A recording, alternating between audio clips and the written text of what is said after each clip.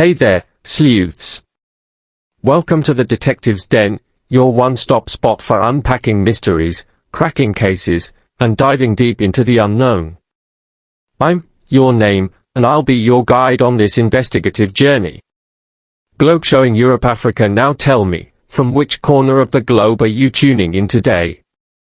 Drop your location in the comments below. Let's see just how far our detective network reaches. Chapter 1, An Invitation to Intrigue. Hercule Poirot sat in his snug sitting room on Whitehaven Mansions, the autumn sunlight falling through the lace curtains in slender, wavering lines. His immaculate moustaches twitched ever so slightly as he surveyed the small table before him, a silver tray bearing a porcelain teacup, its rim gilded with a delicate pattern of ivy leaves.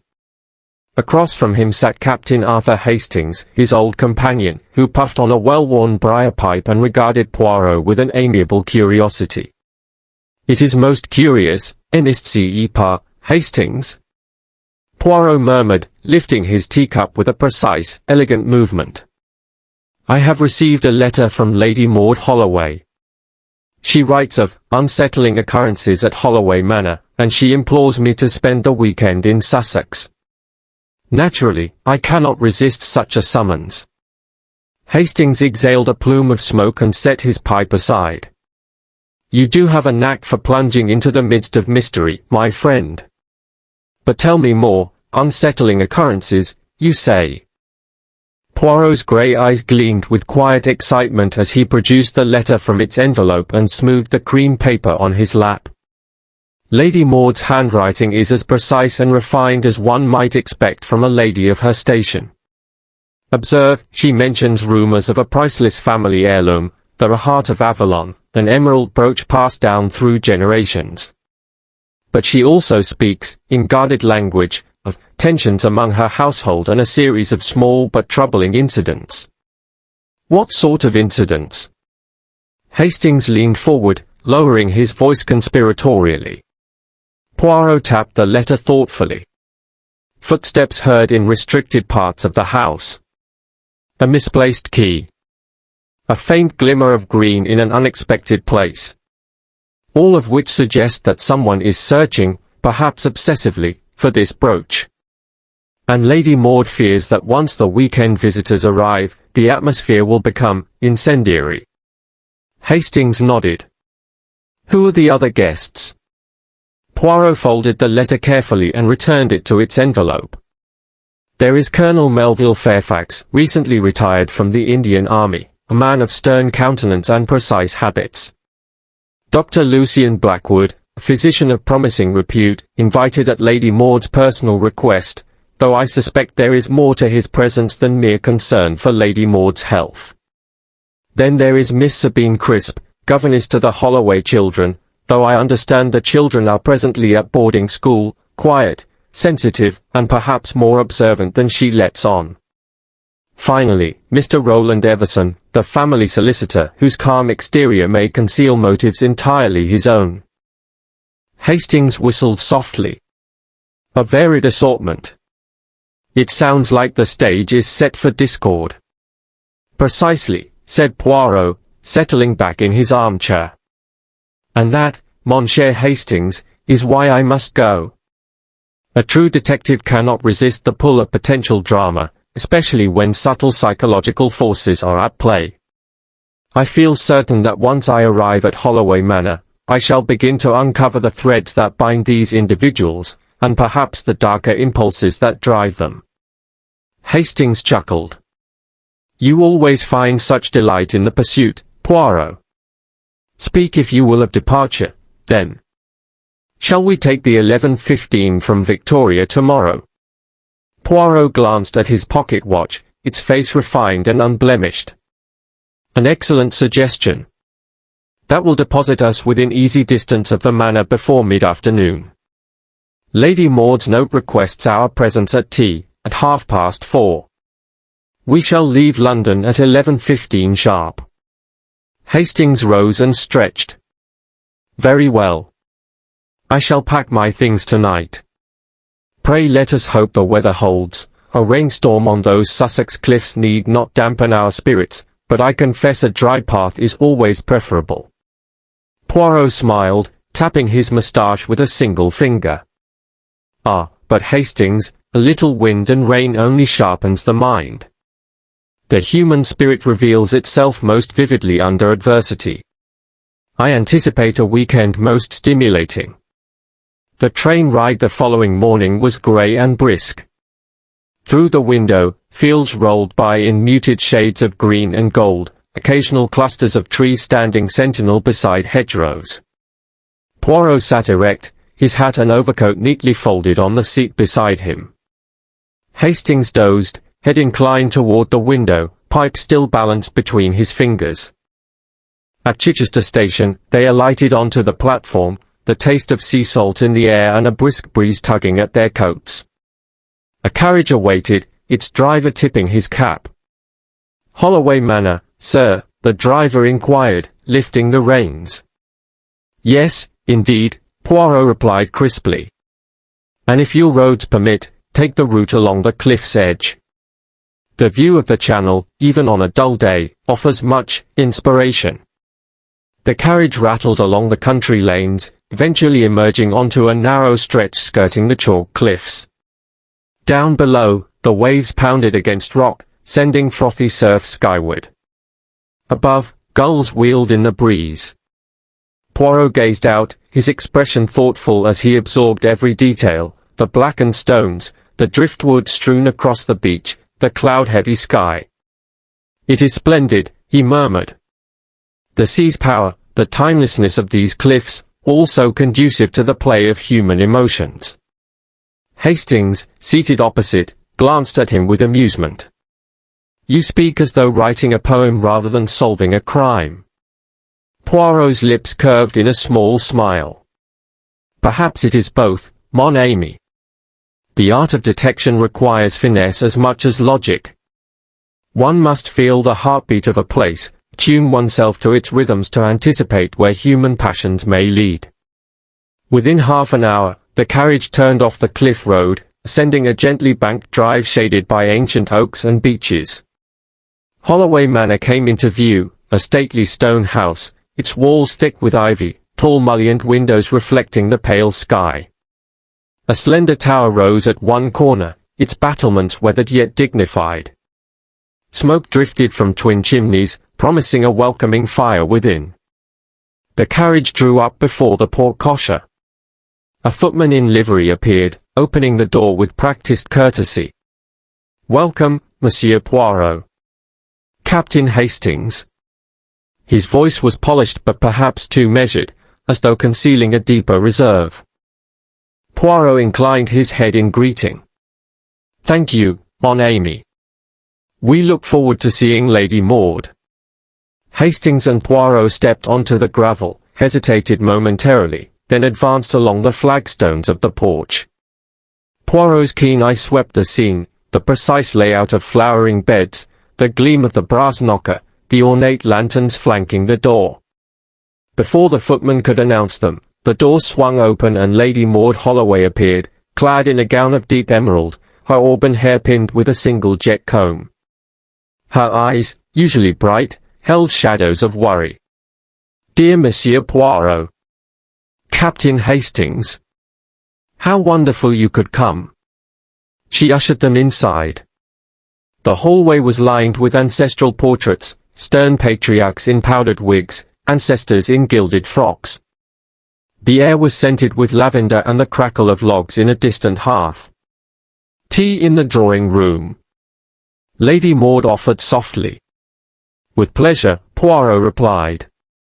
As they passed beneath an arched doorway into the drawing room, Poirot cast a measured glance at the assembled guests. Colonel Fairfax, tall and crisply uniformed, even in civilian attire, stood near the fireplace, his gaze fixed on the flickering flames.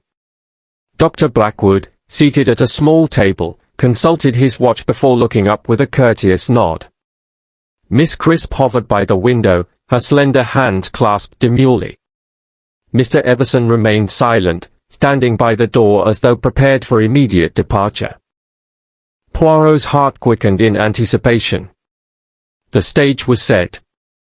The players were assembled.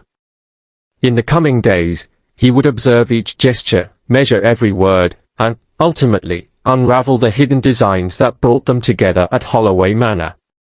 But for now, with teacups brimming and biscuits on saucers, he allowed himself a moment's satisfaction. The curtain had risen on a mystery most compelling. Chapter 2, A House of Secrets. The drawing-room of Holloway Manor was suffused with the muted glow of an overcast afternoon. Heavy drapes of burgundy velvet lay partially drawn, diffusing the wan light that filtered through mullioned windows.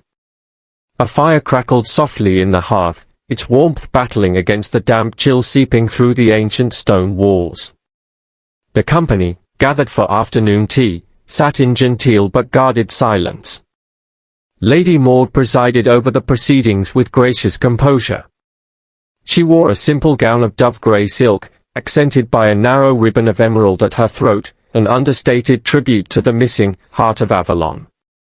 Her auburn hair was arranged in a smooth chignon, and though her posture remained erect and stately, a subtle tension about her eyes betrayed underlying anxiety. Monsieur Hercule Poirot sat nearest her, his posture immaculate, moustaches waxed to perfectly symmetrical curves. Opposite him lounged Captain Hastings, adjusting his pipe yet resisting the urge to fill the hush with idle chatter.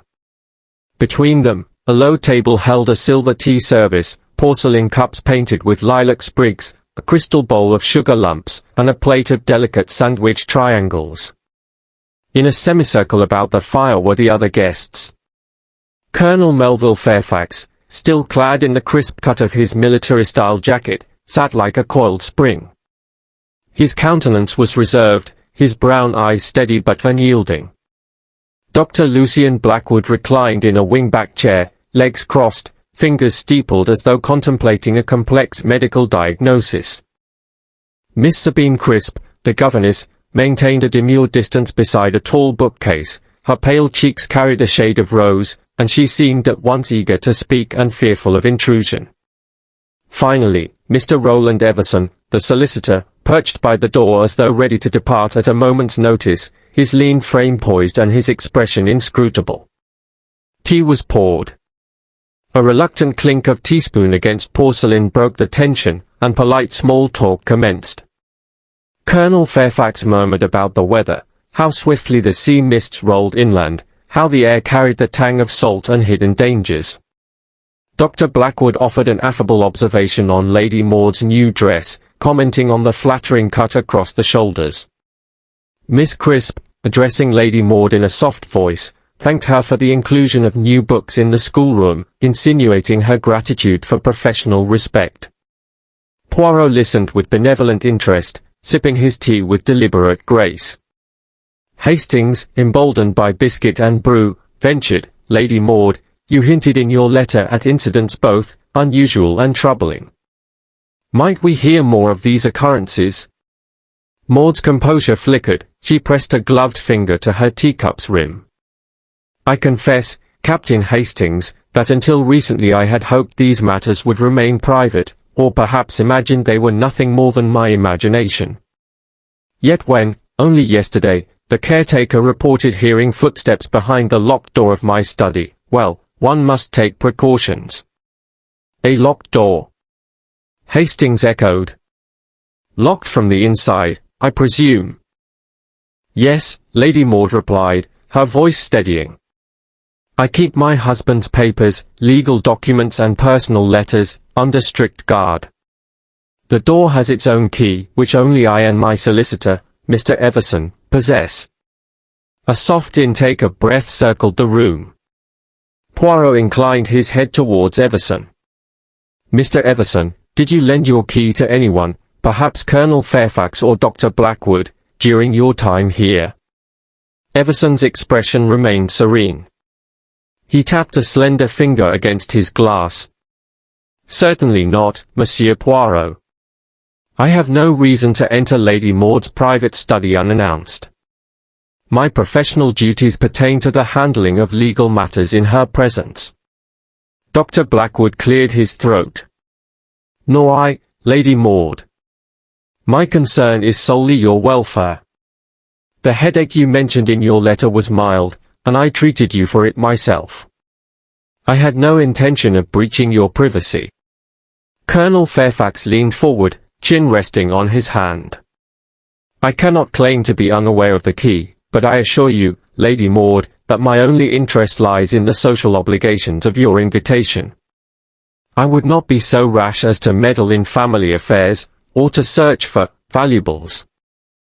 Miss Crisp, who had been silent until now, ventured in a trembling voice, "Forgive me, Lady Maud, but I thought I heard something last night. I saw the library doors open and closed, though no one answered when I called. It was late, past midnight." The guests exchanged glances. Poirot's brow furrowed. "The library, you say, Miss Crisp? Locked as well?" "Yes," she whispered. "At least, I thought it was locked." But the handle turned, and the door yielded. Lady Maud pressed her gloved hand to her breast. "The library contains nothing of import beyond commonplace volumes, and the hidden compartment where the brooch is said to lie." Her gaze flickered to Poirot. "I did not wish to alarm you, Monsieur Poirot, but if the rumors hold any truth, someone may be attempting to find the heart of Avalon." Hastings shifted in his chair, raising an eyebrow. "Hidden compartment." Lady Maud inclined her head towards a tall bookcase opposite the fireplace. "Legend says that my late husband constructed a false shelf in the library. Ancestors before him spoke of a secret mechanism, books that must be pulled in a certain sequence to reveal a niche. No record survives of its precise workings, only family gossip that the emerald was concealed there during the last war." Poirot's little grey cells activated. He remained outwardly composed, but his eyes gleamed with anticipation. "A fascinating design. One that requires intimate knowledge of both mechanism and myth. Is there anyone here, or among the staff, who might recall the details?" Everson spoke smoothly. "The caretaker and his daughter know the manor well, but they profess no recollection of the mechanism's means of operation. It is possible the knowledge died with its inventor, though rumors persist. One might glean directions from study of the volumes themselves, if one identifies the key books." Dr. Blackwood tapped his watch. "Speaking of the caretaker's daughter, she mentioned a missing key this morning, for the east wing. One of the service doors was found unlocked at dawn. The key ring lay in the laundry room." Lady Maud's eyes widened. "That key opens the service corridor leading to the library side entrance. If someone used it, they could enter unseen." Colonel Fairfax's gaze darkened. "Such an entrance would be muddy after last night's rain. Did anyone note footprints in the corridor?" Dr. Blackwood nodded. "I examined the hallway this morning. There were traces of mud, boot prints leading towards the library door, then stopping abruptly." "Boot prints," Hastings repeated. "Any discernible pattern?" "Coarse tread, like military surplus, but no distinct insignia." Dr. Blackwood's tone grew grave. "Who among us might wear such boots?" Heads turned towards Colonel Fairfax. The retired officer's jaw set stiffly. "I own such boots, but I assure you, I did not don them last night. They are reserved for country exercises." Poirot observed Colonel Fairfax attentively, noting the precise cut of his coat, the shine on his leather gloves. "Your boots are well cared for, Colonel. These prints were caked with fresh mud, pressed deeply, more indicative of hurried retreat than leisurely stroll." Miss Crisp shivered. "I should never have ventured out. I merely sought to fetch a book, and I heard those footsteps." Lady Maud rose, smoothing her skirts. "If no one is immediately harmed, I propose we adjourn to inspect the library. Monsieur Poirot, will you lead?" Poirot accepted the proffered key with a nod. "With pleasure, Lady Maud." He offered Hastings his arm, and together they crossed the room. Behind them, the other guests followed in solemn procession. The corridor walls were lined with portraits of past Holloways, stern visages in gilt frames, eyes that seemed to follow intruders with reproach. Poirot paused beneath a sconce. "Note, Hastings, the dampness here, the way the sill at the window bears signs of moisture but little mud. Whoever entered probably wore protective cloth coverings, then removed them near the library door." Hastings squinted at the skirting board. "So our stranger anticipated muddy grounds." Poirot inclined his head. "Indeed. A thoughtful criminal, or one who feared undue attention." At the library door, Lady Maud produced the key and unlocked it with a soft click. The panels swung open to reveal a room lined with oak shelves, the rich scent of leather and dust mingling in the air. A heavy Turkish carpet swallowed the footsteps, rendering the space eerily silent.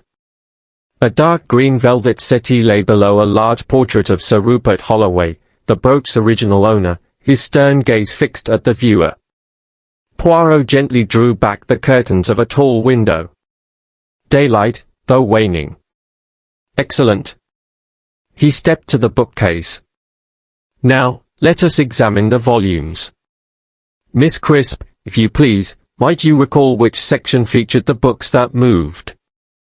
The governess pointed to the far corner, where several folios of medieval poetry stood in neat alignment. Poirot's gloved fingers traced the spines, noting minute differences in wear.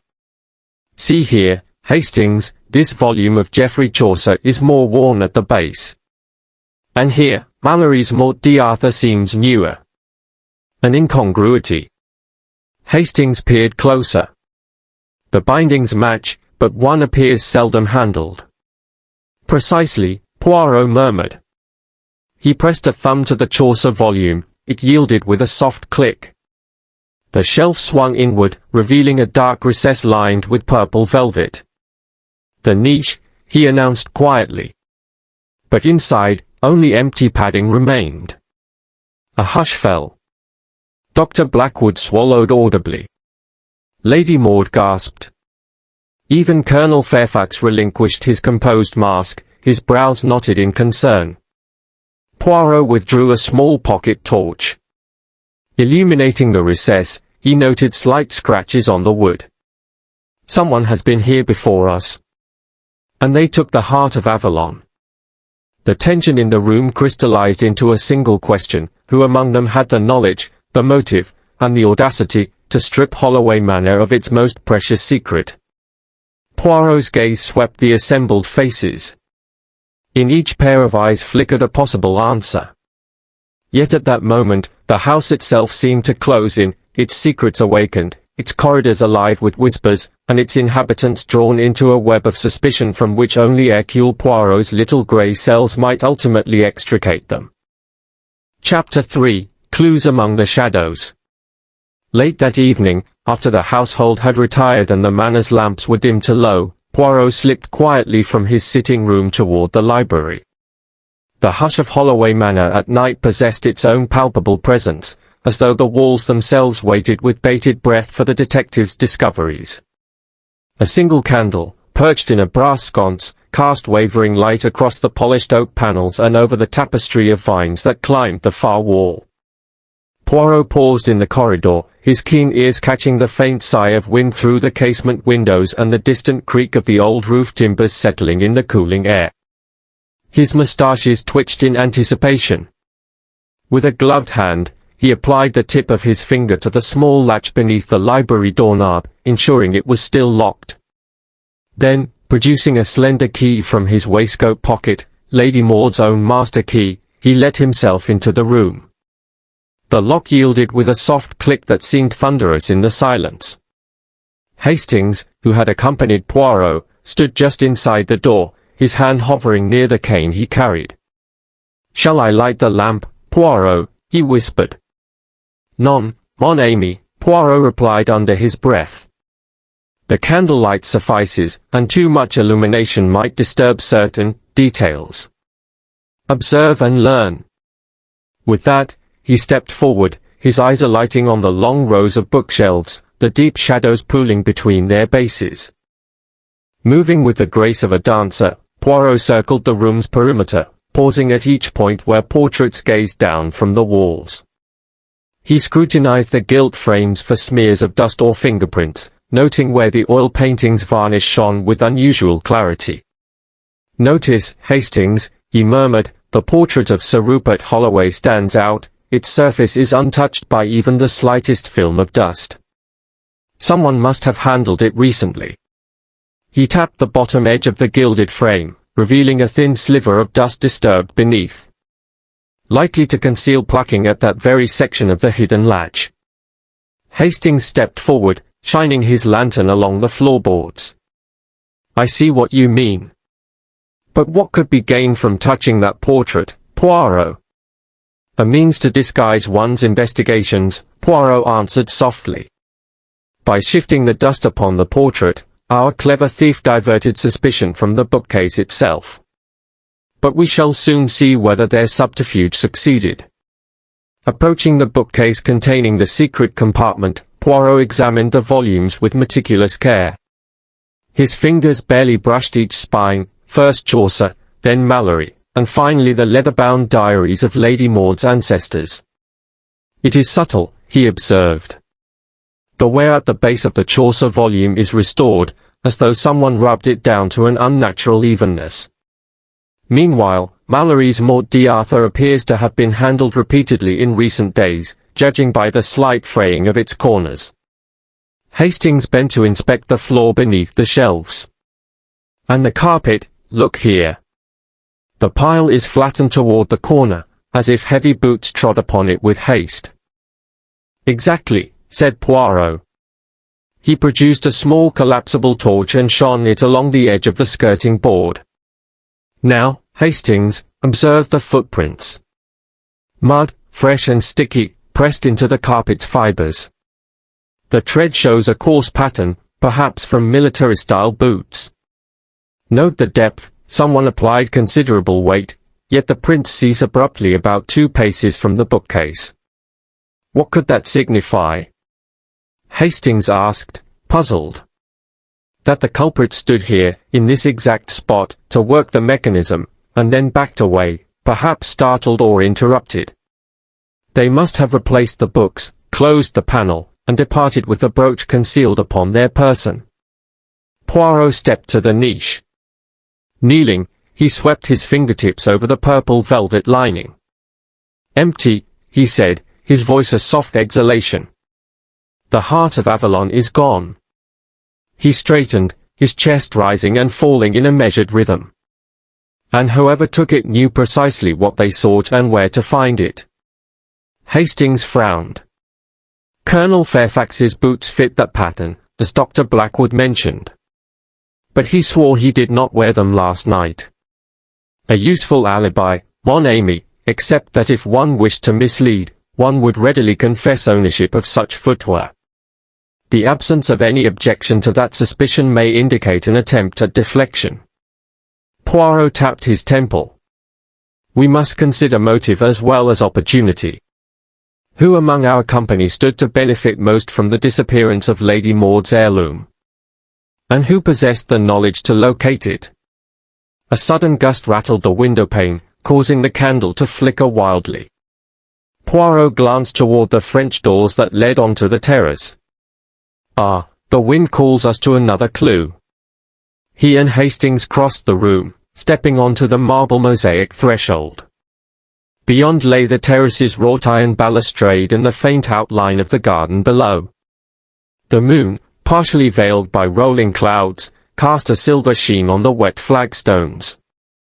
Poirot knelt beside the threshold, shining his torch upon a cluster of footprints. More mud, smaller, as though someone removed their boots at the door and proceeded barefoot or in slippers. But these prints are distinct from those in the library, finer tread, perhaps the linen-soled slippers typically worn within these walls. "Miss Crisp?" Hastings ventured. "A possibility," Poirot conceded. "But consider this, the footprints lead away from the library door toward the east wing, then stop at the servants' corridor. From there, one could access the boys' empty quarters, the linen closet, and even the pantry, perfect places to conceal both boots and the emerald. He rose, brushing dust from his sleeve. Our thief plotted with foresight. Remove the boots, transfer the brooch to a hideaway, and slip away unnoticed. Yet they did not anticipate my arrival, n'est-ce pas? Poirot's lips curved in a slight, triumphant smile. Hastings followed Poirot's gaze back into the library. So they intended their misdeed to be discovered by someone else, to divert suspicion. Precisely. A red herring of such finesse is worthy of a worthy adversary. Poirot looked to the portrait as though challenging the ancestors themselves. But let us not be misled by smoke and mirrors. The real question remains, who among the honored guests had both the necessary knowledge of the secret mechanism and the audacity to execute this scheme in the dead of night? He paused, lowering his torch. We shall inform Lady Maud at once. The heart of Avalon lies not in a locksmith's clever fingers, but in the hidden impulses of one who believed theft of such splendor could solve their personal predicament. Hastings placed a steadying hand on Poirot's shoulder. And what of the muddy prints? Shall we question Colonel Fairfax further? Poirot nodded. We shall question each in turn, gently, dispassionately. For only by allowing each suspect to reveal themselves under the weight of polite scrutiny can we sift truth from artifice. Come, Hastings. The night grows late, but our little grey cells must remain ever vigilant. Together, they retraced their steps through the corridor, leaving behind the library's secrets and returning to the silent corridors of Holloway Manor. Yet, as they departed, the shadows in the corners seemed to stir, as though the house itself breathed with anticipation of the revelations yet to come. And somewhere, concealed from view, the heart of Avalon lay waiting, its brilliance dimmed by dust and neglect, but not yet condemned to oblivion. Chapter 4, A Red Herring Revealed. Morning light crept through the tall windows of Holloway Manor, promising clarity after the previous night's shadows. Yet as Poirot and Captain Hastings descended to breakfast, they found the household in a state of peculiar disquiet. Housemaids whispered in hushed tones by the servants' staircase, and the footman who delivered Lady Maud's morning post wore an expression betraying more than simple curiosity. Poirot noted these small signs as he seated himself at the long oak table in the breakfast room. Hastings poured tea, eyes flicking toward the door. Colonel Fairfax entered first, moving with deliberate steps, his uniform jacket buttoned to the throat. Dr. Lucien Blackwood followed, carrying his medical case as though it were an indispensable talisman. Miss Sabine Crisp lingered behind him, and Mr. Roland Everson arrived last, solemn and precise. Lady Maud presided in her customary place, though her serenity appeared more tenuous than the day before. The soft clink of porcelain punctuated the silence until Hastings cleared his throat. Dr. Blackwood, I confess I was taken aback to find your case brought down at this hour, he remarked. Do you intend to make a house call before 7 o'clock? Dr. Blackwood's lips curved in an affable smile. Good morning, Captain. I did indeed respond to Miss Crisp's request. She complained of a chill overnight, nothing more than a mild febrile disturbance, easily managed. I brought my case to ensure I had my tools at hand. And among those tools, Hastings continued, I noted a rather fine silver scalpel. Most physicians carry lancets and stethoscopes to breakfast. Dr. Blackwood's smile faltered a moment. He unlatched the case, showing only neatly arranged tinctures and bandages. Ah, the scalpel is for post-mortem work in the hospital. I brought it on impulse, though you are correct, it seems extravagant for home care. Poirot watched the doctor with calm intent. An understandable precaution, perhaps. Yet I wonder, could such an instrument serve other purposes? He let the question hover in the air like a spectre. Before Dr. Blackwood could reply, the door burst open and the housekeeper, Mrs. Wilkins, hurried in. Pale and trembling, She clutched a folded cloth in her hand. "Madam." "Sir." I beg your pardon, but there's been an accident in the greenhouse." Lady Maud rose immediately, white-gloved hand gripping the back of her chair. "Show us at once." They gathered in the corridor, entering the glass-roofed greenhouse where ferns and orchids thrived in humid warmth. There, crumpled against a marble pedestal, was a small red fox. Its russet fur, usually sleek, was matted with splinters of soil. It whimpered softly, one paw draped over a jeweled dagger silver in hue, its tip glinting ominously between the fox's slender ribs. Poirot knelt beside the creature, gently moving stray branches aside. The blade had pierced the animal's left flank. Its handle featured an intricate engraving of a serpent coiled around a staff. Hastings leaned close. "Is it bleeding badly?" Dr. Blackwood moved with professional calm. He produced a clean cloth from his case and applied pressure. "A superficial wound, though painful. The fox should recover once we have removed the foreign object and dressed the cut." Poirot's gaze, however, focused on the dagger. "Curious," he murmured. "This is no gardening tool, and yet it lies here in the horticultural recesses." He picked it up with a handkerchief and examined the engraving. A medical symbol, perhaps. The serpent and staff denote healing, not harm. Yet the instrument itself has been used for violence. Miss Crisp gasped, covering her mouth. "Oh dear, what could this mean? Was someone attempting to harm the fox?" Her voice trembled with genuine distress. "Or to mislead," Poirot replied quietly. "The fox is a red herring, served by one who hopes our attention will be diverted from the true misdeed." He pressed the scrawled handle between his fingers, then handed it to Dr. Blackwood. "You recognize this scalpel, Doctor?" Dr. Blackwood's face paled, his fingers recoiling. "It's mine," he admitted in a low voice. I must have left it out when I attended Miss Crisp last night, and someone fetched it from my case." He pressed the blade closer to his stomach, as though fearing an accusation. Hastings looked between the doctor and Poirot. "Someone took it from you to implicate you in this," Poirot confirmed. "But why?" "To cast suspicion on Dr. Blackwood is to divert our scrutiny from the true perpetrator of the brooch's disappearance." Lady Maud approached, gloved hands folded. "You think someone wanted to frame the doctor?" "Mon Dieu, yes," Poirot agreed. "Dr. Blackwood is both competent and gentle. His presence and tools would be easy to exploit for misdirection.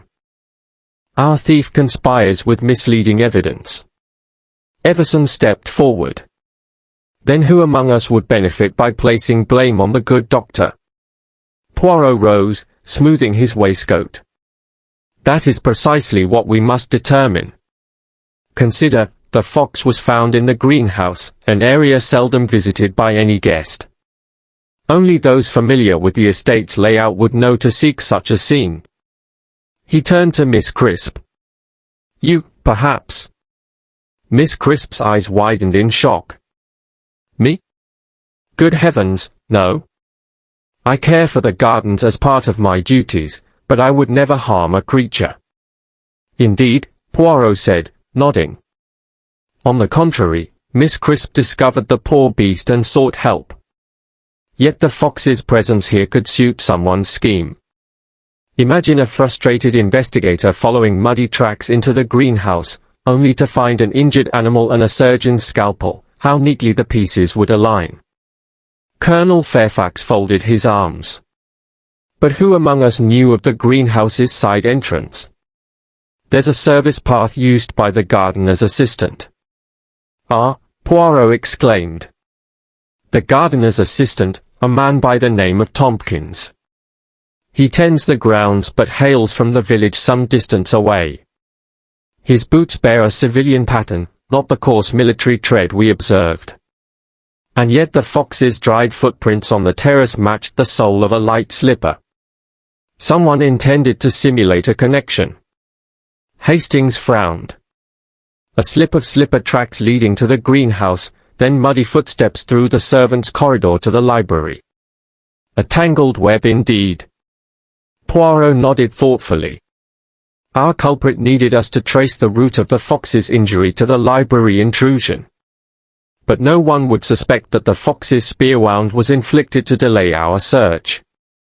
The time spent tending to the animal allowed the fox's keeper to retrieve the heart of Avalon from its hiding place before the detective discovered its absence. Lady Maud's lip trembled. So, by the time we found the empty niche, the brooch had already been taken elsewhere. Exactment, Poirot replied. Observe too the direction of the fox's tracks within the greenhouse. They lead not from the door through to the library path, but rather toward the gardener's supply shed. From there, one may access the tool room, and, more crucially, the locked cabinet where Miss Crisp's gardening gloves are stored. Dr. Blackwood lifted a hand. Then someone borrowed Miss Crisp's gloves to leave slipper prints in the greenhouse, then muddy boots to mislead us toward Colonel Fairfax. An artful plan, Poirot acknowledged, to ensnare two parties at once, blame laid upon the doctor, suspicion cast upon the colonel, and our attention diverted while the true thief slipped away. Everson cleared his throat. But to what end? Once the fox was injured, we naturally called for medical aid. That afforded our criminal both time and opportunity.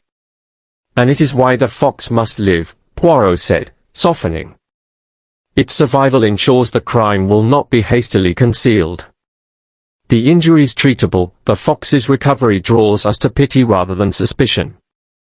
Our adversary is patient enough to risk exposure so long as the scene confounds logic. A shadow of relief passed across Miss Crisp's face. Then Dr. Blackwood is cleared of all suspicion. Poirot inclined his head. Indubitably. His lone fault was leaving his scalpel accessible, an error of convenience, not malice. And now the real question emerges, who among us orchestrated these diversions? They were prepared to manipulate both animal and man to achieve their objective. Colonel Fairfax straightened. Then let us search the greenhouse and surrounding sheds for further clues. Poirot allowed a hint of approval in his eyes. Very good, Colonel. But remember, the subtler evidence may lie not in what we see, but in that which is omitted. The gardener's assistant was away last night, but perhaps someone disguised themselves as him to access the gardens. Hastings sighed. So we are to suspect disguises, impersonation, and a wounded fox. Such is the murderous mind, Poirot said, turning toward the greenhouse door. It weaves a tapestry so intricate that only by methodically unraveling each thread may we find the beginning of its pattern. And I, Hercule Poirot, shall draw forth every strand with the utmost precision. With that, he led the way into the misty morning air, determination in every step. The red herring had been revealed, now the trail would grow ever sharper. The heart of Avalon might still lie in waiting, but its guardian had begun to awaken. And nothing, not misdirection, nor momentary marvels, could evade Poirot's unerring little grey cells. Chapter 5, Minds and Motives. The drawing-room was hushed as the afternoon sun dipped behind a line of pines, casting long shadows across the Persian carpet. The household had gathered at Poirot's behest, Lady Maud Holloway, her face composed though her fingers twined the hem of her gown, Colonel Fairfax, rigid as ever, eyes alert, Dr. Blackwood, his countenance grave, Miss Crisp, pale but resolute, and Mr. Everson, whose practised calm appeared to waver at the edges. Captain Hastings stood by the window, watching for any sign of disturbance in the manicured gardens below. Poirot rose from his armchair, his posture impeccable, moustaches bristling with anticipation. Mesdames et messieurs, he began in his gentle, precise English, we have now surveyed the scene of the crime, identified diversions, and cleared one innocent man of suspicion. Yet our mystery remains unsolved, the heart of Avalon is still concealed by the mind of its thief. To proceed, we must consider motive as carefully as opportunity. He moved to the fireplace, placing a white-gloved hand on the mantel. First, let us recall each guest's position at the moment of theft. Colonel Fairfax, you asserted you retired early, though your boots, military surplice, matched the prints in the library. You insisted the soles were shone before your departure, yet someone clearly wore similar footwear. Fairfax inclined his head in acknowledgement, lips compressed. Poirot's tone remained courteous. You had motive to seek the emerald brooch. Fairfax's gaze held steady. None, Monsieur Poirot. My presence here is a matter of friendship with Lady Maud. I bear her no ill will, nor wish for her good fortune. He glanced towards Lady Maud, who nodded, her expression earnest. Poirot made a small jot in a leather-bound notebook. Then Dr. Blackwood, he continued, pivoting with the grace of a maestro. You treated Miss Crisp last night, indeed leaving your scalpel accessible, an opportunity exploited to implicate you falsely. But you have no financial interest in the brooch, and you have spoken of no designs upon Lady Maud's inheritance. Is there another motive? The doctor's slender fingers gripped the arms of his chair. He opened his mouth, then closed it. I sought only to protect Lady Maud's health and reputation. I do not covet her possessions. Poirot nodded slowly. Very well. Next, Miss Crisp, whose delicate slippers left tracks in the greenhouse. You are devoted to the household's welfare, yet you admitted hearing voices in Lady Maud's study. You have motive if you believe the brooch endangered someone you hold dear. Miss Crisp's eyes glistened. I overheard Colonel Fairfax threaten Lady Maud with disinheritance if she did not settle certain claims upon her child's education. I fear for her safety, and for the reputation of the Holloways. So you, too, might act to remove the emerald, Poirot observed, tapping his notebook. A guardian protecting her charge. She drew in a breath, shaking her head. No, Monsieur Poirot.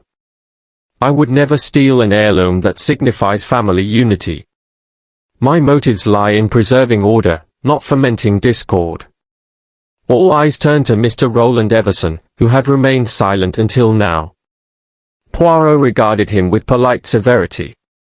Mr. Everson, as solicitor you drafted Lady Maud's late husband's will.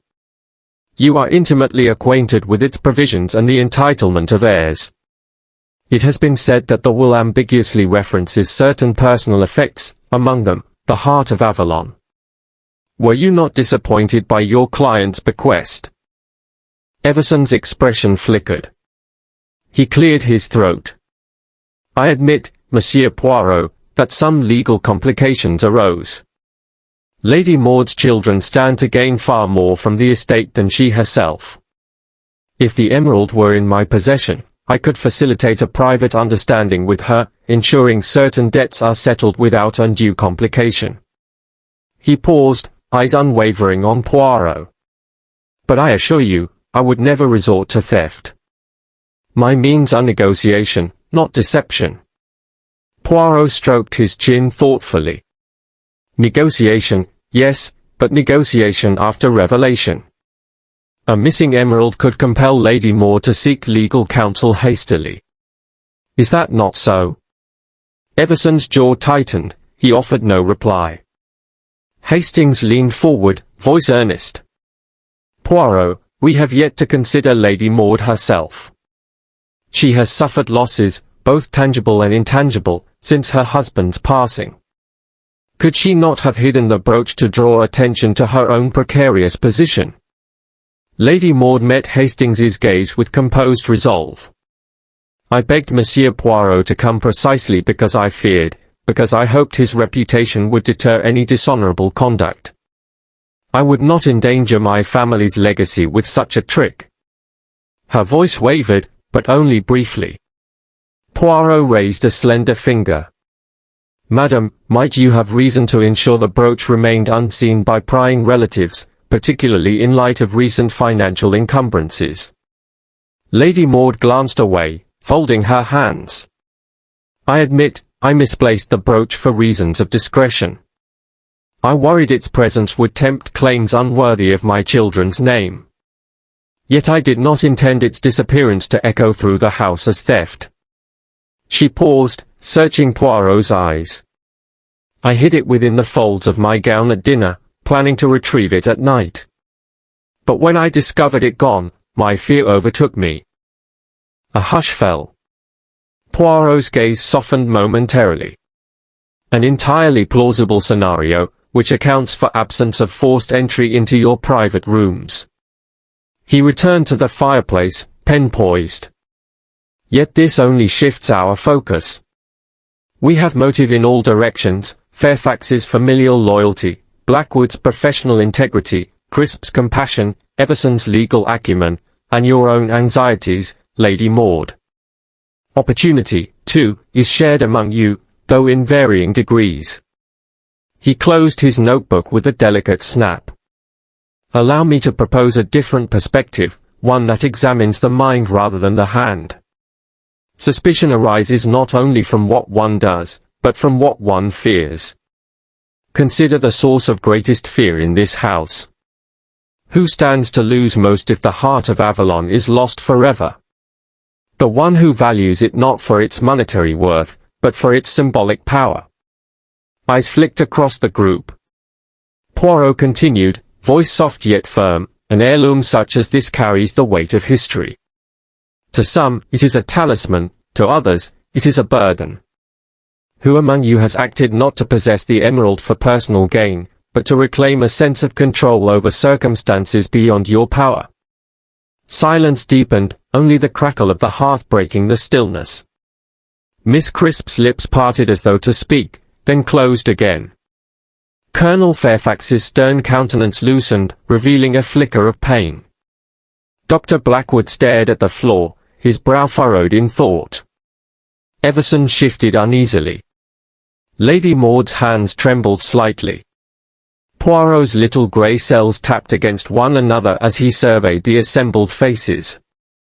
I believe our culprit is closest to the brooch's origin, yet I also believe they acted not out of pure avarice, but from a deeper necessity. Tonight, I shall revisit certain rooms, converse with the caretaker's daughter, and examine some personal effects I noted earlier. He paused, allowing anticipation to swell. Until then, I beg your indulgence, continue as if nothing has occurred. We dine at 7, and after dessert, I shall request private conversations with each of you. It is through these gentle inquiries that I shall disentangle fear from desire, and uncover the mind that orchestrated this theft. As Poirot concluded, a hush fell heavier than before. Each guest understood they carried a secret, a fragment of truth they dared not yet reveal. And as the autumn twilight deepened outside the window panes, the drawing room seemed to tighten around them, all barriers between hearts laid bare, awaiting the probing brilliance of Hercule Poirot's insight. Chapter 6, The Turning Point. Late into the night, a tempest raged over the Sussex cliffs, the wind howling like a chorus of disquieted spirits. Lightning slashed the sky in sudden, blinding strokes, illuminating the jagged outline of Holloway Manor's Gothic chapel ruins.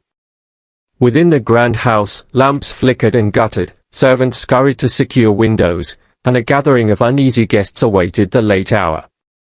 But none among them suspected the storm would reveal far more than mere weather's fury. Monsieur Hercule Poirot paced his sitting room, listening to the thunder's rhythmic crash. His little grey cells worked in perfect concert. He recalled Colonel Fairfax's carefully rehearsed alibi, Miss Crisp's tremulous sincerity, Dr. Blackwood's seamless professionalism, and Lady Maud's delicate distress. Yet the final piece, the identity of the thief, still eluded him. He resolved to take the air, hoping that the tumult beyond the walls might stir a clue. With a silken coat buttoned high and an umbrella tucked under his arm, he slipped into the corridor, leaving Captain Hastings to guard the drawing room. As Poirot crossed the entrance hall, the grandfather clock struck 11. Heavy raindrops began to pelt the stained glass windows, sending colored patterns dancing upon the polished floor. Staff had retired to the servants' quarters, and corridors lay deserted save for the whisper of the storm. Poirot's footsteps were inaudible, a benefit of his small, nimble frame and soft-soled slippers. He emerged onto the terrace at the cliff's edge, where a trellis draped in wet ivy framed the crumbling stones of the old chapel. Lightning revealed a solitary figure slipping from shadow to shadow, descending toward the ruins. Poirot's heart quickened. The figure's gait was furtive, cautious, as though each footfall might betray a secret. Poirot observed the silhouette, tall, lean, the cut of the coat unfamiliar to Colonel Fairfax's rigid military cut or Dr. Blackwood's professional tailoring. A solicitor's overcoat perhaps, he mused. It bore the air of quiet authority. Mr. Roland Everson. Monsieur Poirot pressed himself against the sheltering stone wall and moved silently along its length. The wind threatened to snatch his umbrella, but he held fast, letting the figure draw him onward. At the base of the chapel ruins, the visitor paused beneath an archway where the stone pillars stood, their capitals carved with fleur-de-lis now worn to ghostly outlines. The lightning flashed again, and Poirot glimpsed the glint of something metallic in the visitor's hand. The intruder withdrew a small, folded parchment from his pocket and peered at it by the moonlight. Poirot recognized Everson's precise handwriting on the document. The solicitor traced his finger along lines of fine script before slipping the parchment into a narrow crevice in the mossy wall. Then, with the same careful motion, he pressed a shimmering green object into the fold of his overcoat. Poirot's moustaches twitched. There could be no doubt. The emerald brooch, the heart of Avalon, now nestled against Everson's chest. With the utmost discretion, Poirot stepped forward. His voice, when he spoke, was soft yet carried a steel undertone. Monsieur Everson, I trust you will excuse my intrusion, but I fear you are mistaken if you believe solitude with the storm confers impunity. Everson whirled. The parchment slipped from his grasp and fluttered to the ground. For a moment, he stared at the detective in thunderous astonishment. Rainwater coursed down his coat, darkening its lapels. Monsieur Poirot, he exclaimed. I should explain. You see, I only wished to retrieve proof of the late Sir Rupert's secret codicil. I believed it hidden here, in these ruins, safe from prying eyes. Poirot walked to the parchment lying among the rain-slick stones and picked it up with gloved fingers. He unfolded it, reading the legalese by the faint, flickering glow of the storm-swept moon. Indeed, this appears to be a supplementary clause to Sir Rupert's will, a private declaration, dated 3 months before his death. But see here, Poirot tapped a line of script, he explicitly designates his wife the sole custodian of personal effects, including the heart of Avalon. No stipulation for transfer upon other conditions. The codicil is redundant to our purposes. Everson's shoulders slumped. He wiped rain from his brow. I could not risk scandal, Monsieur Poirot. Lady Maud's financial difficulties are grave, debts incurred during her husband's illness. I hoped that by presenting this codicil to a certain financier, someone sympathetic to the Holloways, I might secure favorable terms. But the brooch itself? I only held it to ensure it was safe. Poirot's gaze narrowed. Yet you concealed it on your person rather than returning it to Lady Maud's safe, through which path it first vanished. And you chose this storm-soaked rendezvous rather than presenting your concerns openly. Why? Everson coughed, as though clearing disbelief from his throat. Because I feared Lady Maud's reaction. She might refuse to negotiate, believing the codicil fictive or forged. I did not wish to alarm her until I was certain of my position. Lightning illuminated the ruined chancel arch again, and Poirot noticed Everson's left hand, pinned beneath his coat, holding the emerald by its clasp. He stepped closer, lowering his voice. Monsieur Everson, do you believe I am naive? The detective's words, though soft, carried weight. One does not slip an emerald brooch into a pocket for safekeeping while simultaneously swearing one's intent was purely altruistic. Sir Rupert's codicil could have been requested politely, in the light of day. Everson swallowed. Perhaps I misjudged matters. Desperation.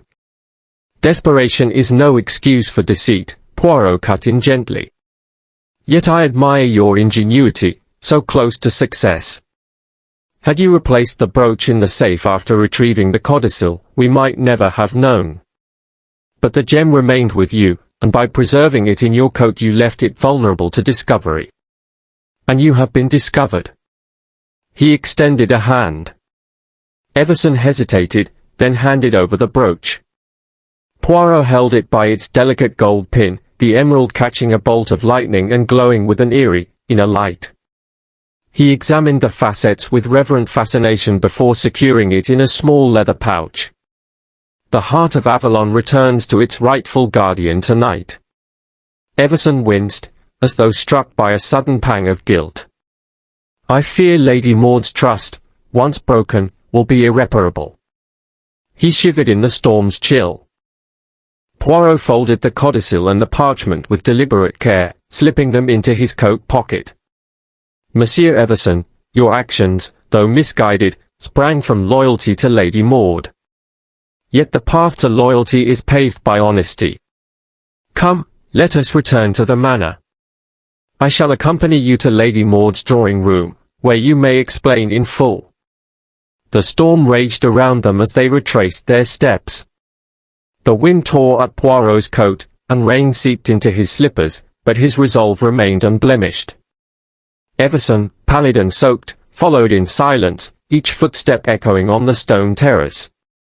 As they approached the heavy oak door leading back into the manor, the last thunderclap shook the battlements. Poirot paused, placing a firm hand on Everson's shoulder. Remember this, my friend, the will of man can be altered by paper, but the heart of mankind is revealed by choice. Tonight, you chose deception. Tomorrow, you may choose contrition. Everson nodded, eyes downcast. I shall speak truth to Lady Maud, Monsieur Poirot. With a final thunderous roll, the outer door swung open. Poirot and Everson stepped inside, leaving behind the horrors of wind and rain, carrying with them the salvaged emerald and the revelation that the true perpetrator had been the solicitor himself. As the door closed, the tempest beyond seemed suddenly more distant, as though the house's ancient stones had swallowed the storm whole. Inside, in the hush of dim lamplight, Poirot felt the tide of the mystery finally turning. The thief was unmasked, at least in part, but deeper currents of human frailty still needed navigation. He guided Everson toward the drawing room, prepared to witness the final reckoning between solicitor and lady, conscience and compassion, in the sealing act of a stolen treasure returned. Chapter 7, The Threat Unfolds. A tense hush fell over Holloway Manor in the deepening dusk. Lamps were lit, their golden glow tempering the grey chill that crept through draughty corridors. In the drawing room, Lady Maud sat rigid in her chair, the recovered heart of Avalon laid out upon the tea-table, its emerald facets catching the lamplight. On either side of her stood Dr. Blackwood and Captain Hastings, their expressions heavy with concern. Poirot, meanwhile, surveyed the scene with cool composure, his moustaches quivering ever so slightly as he contemplated the final unraveling of the mystery. The front door banged open unexpectedly, admitting Colonel Melville Fairfax, his usually composed face wrought with pain. He lurched forward, pressing his gloved hand to his left shoulder, where a dark stain bloomed across his jacket. Good heavens! Lady Maud exclaimed, rising in alarm. Colonel, what on earth? I was shot, Fairfax gasped, his voice tight with shock. He sank onto the settee, each movement causing him to wince. By someone hiding in the chapel ruins. I was investigating, hoping to uncover more evidence, and they fired upon me. Dr. Blackwood sprang to his side. Let me see, he said, peeling back the colonel's coat with professional haste. Beneath, The cloth of the tunic was torn, revealing red-stained wool. A small entrance wound lay just beneath the collarbone. "It's a superficial graze," the doctor pronounced, producing a clean handkerchief to staunch the flow of blood. "You are fortunate it did not penetrate deeper." Hastings darted to the window, peering into the gathering gloom. "The chapel ruins," he murmured. "But the storm has passed. It's clear now." He turned back, brow furrowed. Who would target the colonel? And why here, of all places?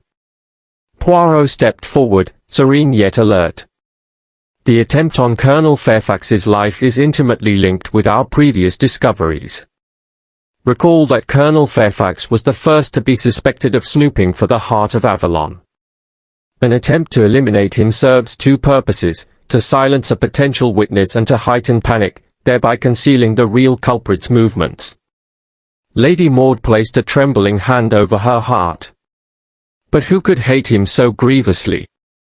He's done nothing but offer assistance. His very presence, Poirot observed quietly, may have unsettled our thief. The colonel's military bearing and piercing gaze threatened to expose covert actions among these walls. A criminal would eliminate such a threat with remarkable efficiency. Poirot cast a glance toward Mr. Everson, whose face had gone an ashen grey. "Mr. Everson, you said last night you had no further reason to visit the ruins. Yet, Colonel, do you recall seeing anyone else there?" Fairfax winced as Dr. Blackwood gently dressed the wound. "I thought I saw a figure kneeling beside what looked like the codicil you recovered, a scrap of parchment." I called out, but only the echo answered. Before I could press forward, the shot rang out. I stumbled and there was no time to see more. Poirot cupped his chin. "Indeed." He turned to the company. "May I ask everyone to remain here while I inspect the site? I shall require assistance, Lady Maud." She nodded wordlessly, her face pale. Wrapped in his coat, Poirot led Colonel Fairfax and Hastings across the great hall. The manor's front doors were thrown open to admit the fresh night air, crisp and scented with pine. Torches were fetched, their flickering flames illuminating the path to the chapel ruins. As they approached, the pillars loomed like silent sentinels, their worn stones faintly gleaming under a canopy of stars. The damp earth of the terrace bore the fresh imprint of Colonel Fairfax's boots, still trailing a trickle of blood. Poirot knelt by the entrance to the ruins, examining the stones with meticulous care. "Note here," he said, shining a torch on a fragment of torn cloth snagged on a shard of rock. The material was of fine wool, the deep green hue matching that of Lady Maud's evening shawl. A fragment torn in the struggle, perhaps when the assailant fled. Hastings stooped to pick it up. "But Lady Maud has not worn that shawl this evening." "Exactly," Poirot agreed. "Someone slipped it over their shoulders as a disguise, or to misdirect us into believing Lady Maud ventured here." He tapped another marking on the stone. "Observe these scrape marks, as though someone knelt beside the parchment before rising hastily. And here, the residue of powder, blasted from the firearm's discharge, settled on the ledge." Fairfax leaned close, wincing at the torch's heat. "Does this help us, Monsieur Poirot?" Poirot rose, his posture elegant against the starlit ruins. "Indeed.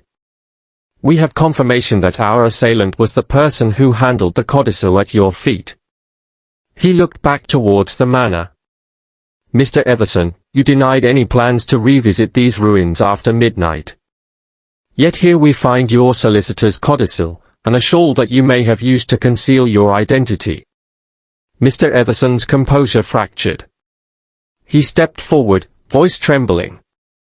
I followed you, Colonel, hoping you would recover that parchment and we might discuss terms without involving the household.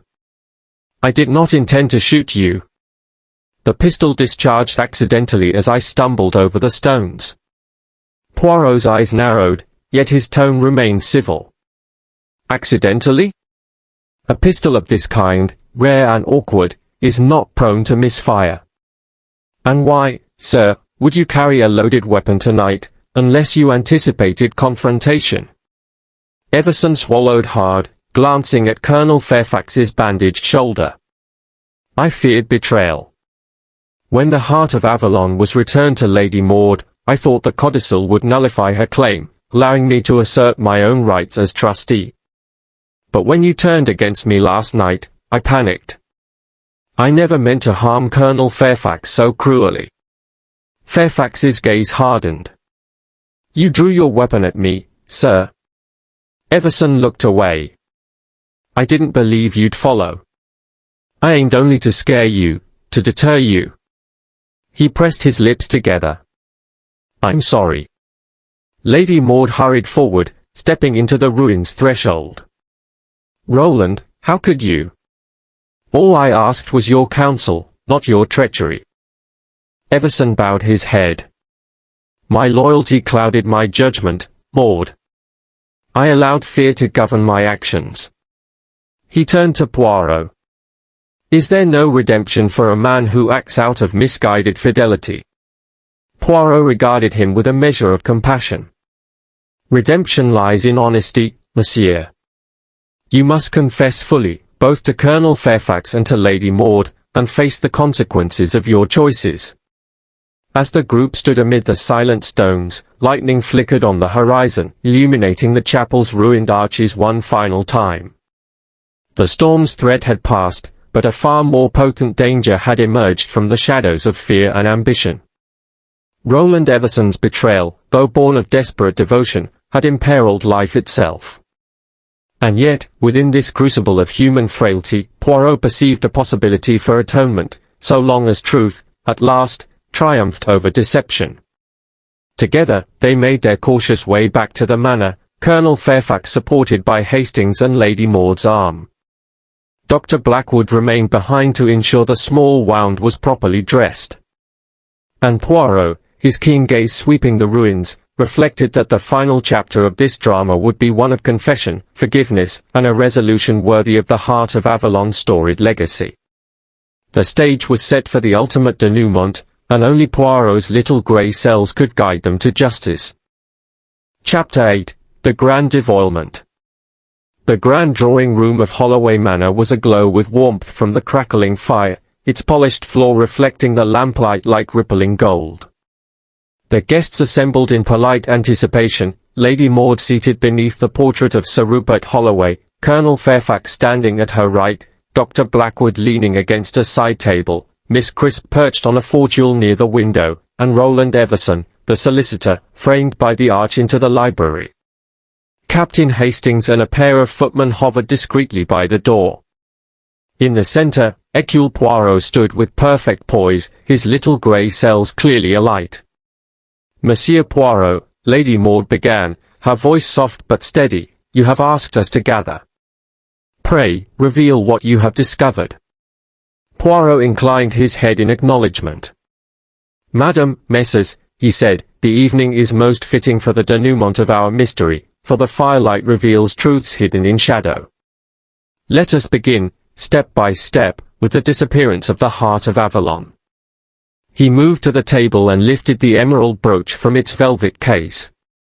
The gem glittered, catching every flicker of flame. This brooch was concealed behind a secret panel in the library, a mechanism known only to the Holloway family and one other person among us. The thief needed both knowledge and opportunity. Poirot's gaze rested on Colonel Fairfax. Colonel, you lent your boots to a certain visitor who wished to misdirect suspicion onto you. Yet you did not wear military surplus footwear the night of the theft. You were innocent of this crime, but you discovered suspicions cast upon you and so attempted a feint. Fairfax inclined his head slowly. Yes, Monsieur Poirot. When footprints matched my boots, I admitted ownership in hopes you would soon discount me. A murmur rippled through the room. Poirot continued, turning to Dr. Blackwood. Doctor, your scalpel was used to wound the fox in the greenhouse, a distraction, a red herring to occupy our attention. You left your instrument out, but you did not harm the animal, rather, you tended it. Your conscience is clear of criminal intent." Dr. Blackwood nodded, relief evident in his posture. Poirot then addressed Miss Crisp. "Miss Crisp, you heard footsteps in the library and discovered the door ajar. Your compassionate nature drew you to investigate, not to steal. Yet you own a pair of fine slippers whose print appeared on the terrace. You placed them there to suggest a lady's involvement, but you took no part in the theft." Miss Crisp's eyes shone. "I only feared for Lady Maud's safety." "Indeed," Poirot said gently. "Your motive was protection, not possession." All turned to the solicitor, Roland Everson, whose shoulders slumped in resignation. Poirot's voice grew firmer. "Monsieur Everson, you alone combine knowledge of the secret panel, legal interest in the codicils, and the audacity to act. You retrieved the codicil from the chapel ruins, believing it would grant you authority over Lady Maud's personal effects, and you encased the brooch within your coat to ensure you could negotiate terms." Everson's voice was low, contrite. "I confess it, Monsieur Poirot. My loyalty to Lady Maud blinded me.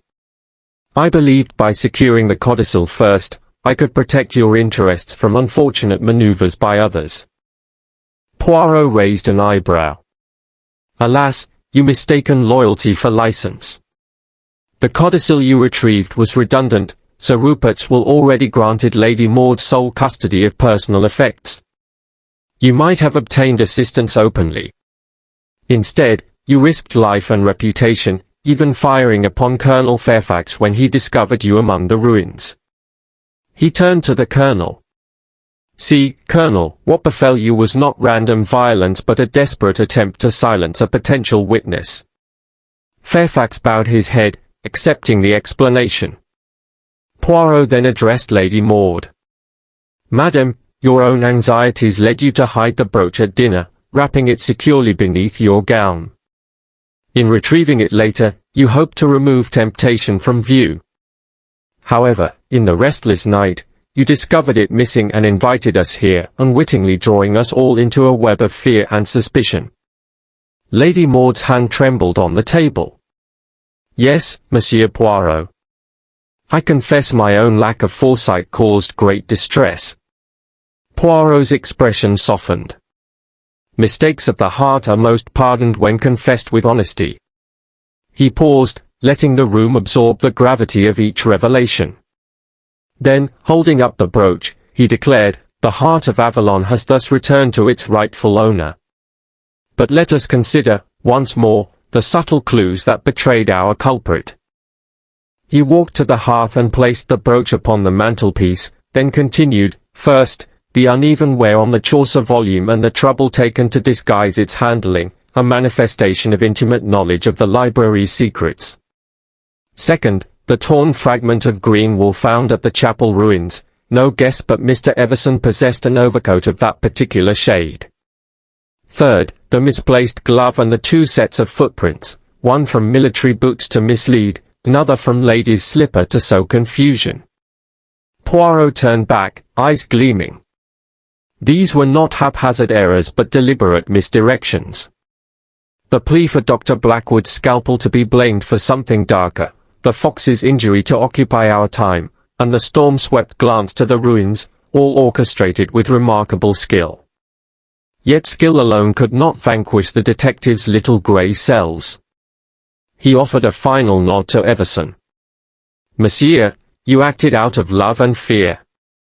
Though your actions were condemnable, your intentions sprang from devotion. Lady Maud, you may show clemency should you wish to temper justice with mercy." Lady Maud rose, her posture regal amid her gratitude. She stepped to Everson and took his hand. "Roland, your deeds will have consequences, but so shall your honesty. Together, we shall face what is necessary, and I shall see that mercy tempers the law." A quiet relief settled over the room. Colonel Fairfax approached, offering a steady arm to Lady Maud, and Dr. Blackwood tended to the brooch setting, ensuring no damage had occurred. Miss Crisp stood close by, her serene presence a testament to her loyalty. Captain Hastings, ever the stalwart friend, clapped Everson gently on the back. Poirot rejoined Lady Maud. "Madam, the heart of Avalon is more than a gem, it is a symbol of trust, unity, and legacy. May its return herald a new chapter of transparency and peace for Holloway Manor." Lady Maud nodded, tears glimmering. "Thank you, Monsieur Poirot. Your brilliance and compassion have restored much more than a mere brooch." Poirot offered a modest bow. "It is the duty of the detective to reveal truths, but the courage of hearts to embrace them is your doing." As the household exhaled its tension, the manor seemed to sigh in relief, its ancient stones once again at rest. The night storm was but a memory, displaced by the warmth of confession and forgiveness. And though mysteries would surely arise again under Sussex skies, never would they find a more steadfast guardian of justice than Hercule Poirot, whose little grey cells, like the heart of Avalon itself, shone brilliant truth upon the hidden shadows of human nature.